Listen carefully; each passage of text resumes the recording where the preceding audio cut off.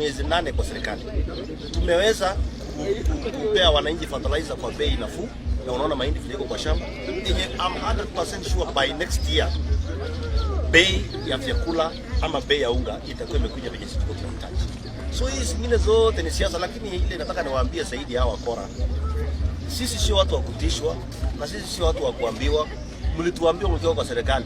Sasa hivi tuko kwa serikali, mtupe nafasi tufanye kazi.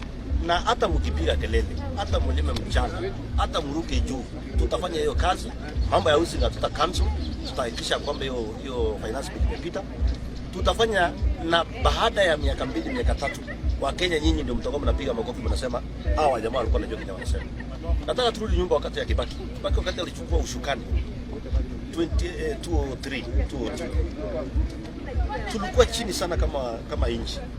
Lakini wakati Kibaki alichukua uongozi tulikuwa na changamoto kwa miaka 2 3 4, lakini baada ya miaka 3 Mkenya yote angeweza kuulizwa huyu Kibaki aendelee, angesema aendelee. Na ndio tunatuambie hiyo yote nyingine ni sarakasi. Tunatuambia wananchi wa Kenya, tafadhali, wale wamekuwa na nafasi ya kuongoza, hii ni nafasi pia ya Kenya kwanza kuongoza tukiwa na kiongozi wetu William Ruto, na anajua Kenya anasema, hapo na record. Hii maneno mengine yote walikuwa wanasema huyo atakuwa corruption itakuwa kwa hiyo serikali. Watch and see. Tunaenda kubadilisha nchi, mpende usipende. Na hatuwezi kuzidisha mambo ya housing, hiyo mambo mengine yote. Muendelee kuongea. Sasa mimi naambianga watu sisi kupanga maneno ya kuongea iliisha. Kwa sababu sisi pia tunaongoja tuulize maswali baada ya miaka 5.